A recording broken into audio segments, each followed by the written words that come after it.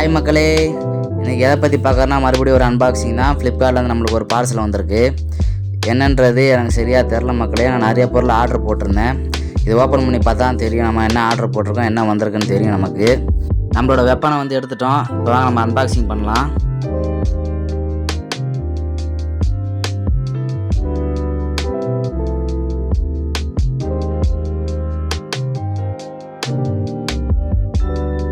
மக்களே, நம்ம என்ன ஆர்டர் போட்டிருந்தோம்னா ஒரு ட்ரே ரேக் தான் ஆர்டர் போட்டிருந்தோம்.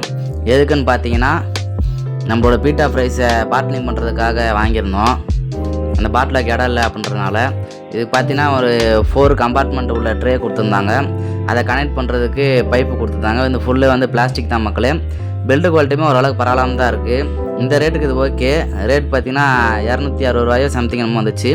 அந்த ரேட்டுக்கு தாராளமாக வாங்கலாம் மக்களே. கூட பார்த்தீங்கன்னா இது என்னமா கொடுத்துருக்காங்க, என்னன்ற பார்க்கலாம். மக்களே பார்த்தீங்கன்னா வீல் மக்களே, நம்ம ரேக் வந்து கீழே ரெடி பண்ணிட்டு கீழே வந்து வீல் மாட்டிக்கலாம் போல் அந்த மாதிரி கொடுத்துருக்காங்க மக்களே. கூட வந்து பார்த்தீங்கன்னா ஒரு மேனுவல் கார்டு ஒன்று கொடுத்துருக்காங்க மக்களே. வெளியே எடுத்த பொருளை வந்து இப்போ வந்து அசம்பிள் பண்ணிகிட்ருக்கோம் மக்களே. அசம்பிள் முடிச்சதுக்கப்புறம் பார்க்கலாம்.